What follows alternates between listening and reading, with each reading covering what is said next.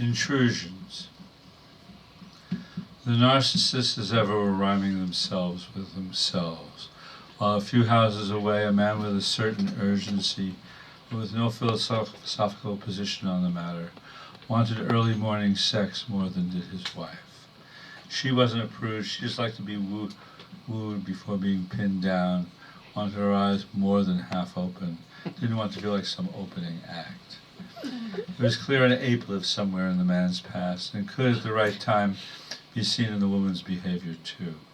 Though the DNA of those small, fuck crazy anytime, any which way bonobos had been civilized out of her, or so it seemed.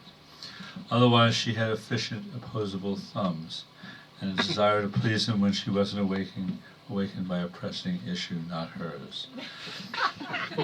One day the narcissist dropped by uninvited just after dinner to offer the importance of their presence. The man and woman had been talking, taking turns as it were, about why she preferred something else to the Anglo-Saxon words he used to further arouse her into wakefulness. They allowed their visitors to overhear the act of thinking inside and outside a subject because, after all, the subject was intrusion, its niceties and violations, and their neighbors were part of it now, who had come wishing to communicate, that big word certain people use, who have no gift for it.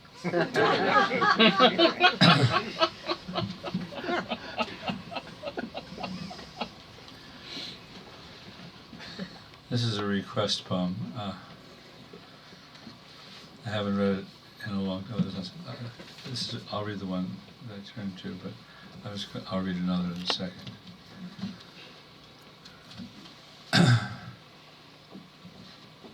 Sweetness. Just when it has seemed I couldn't bear one more friend with a tumor. Excuse me, let's start again. Just when it seemed I couldn't bear one more friend waking with a tumor, one more maniac with a perfect reason. Often a sweetness has come and changed nothing in the world except the way I stumbled through it, for a while lost in the ignorance of loving someone or something. The world shrunk to mouth size, hand size, and never seeming small.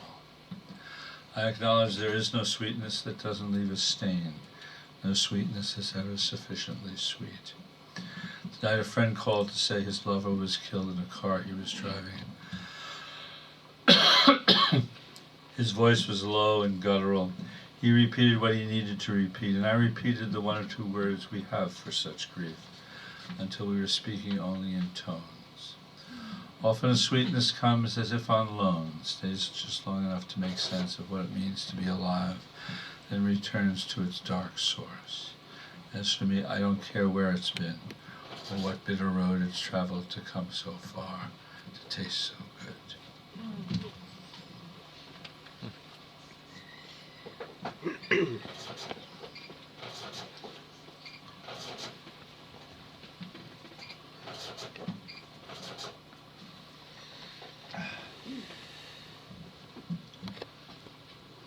Another request poem. This is one I haven't read in years. I used to read it all the time.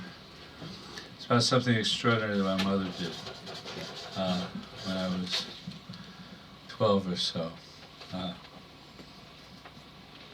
I used to have a better introduction to this poem, but I'll just read it. The routine things around the house.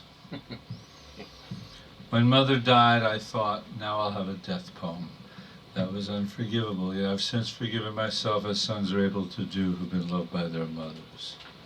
I stared into the coffin knowing how long she'd lived, how many lifetimes there are in the sweetened visions of memory. It's hard to know exactly how we ease ourselves back from sadness. But I remember when I was 12, 1951, before the world unbuttoned its blouse. I had asked my mother, I was trembling, if I could see her breasts. She took me into her room without embarrassment or coyness, and I stared at them, afraid to ask for more. Now, years later, someone tells me cancers who've never had mother love are doomed. and I had cancer, feel blessed again. What luck to have had a mother who showed me her breast when girls my age were developing their separate countries. What luck she didn't doom me with too much or too little. Had I asked to touch, perhaps to suck them, what would she have done? Mother, dead woman who I think permits me to love women easily. This poem is dedicated to where we stopped, to the incompleteness that was sufficient, and to how you buttoned up, began doing the routine things around the house.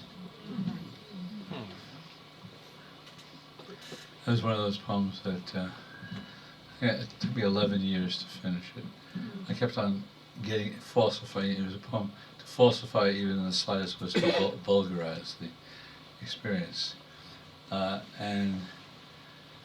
I always knew it was a good story, and I had it as a good story for a while, but I never put it in a book, and it just didn't seem right. And it was because I believed that her major legacy to me was that she allowed me to love women.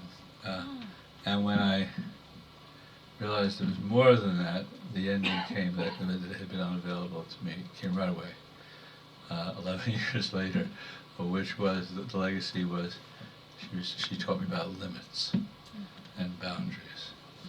Then I got the ending.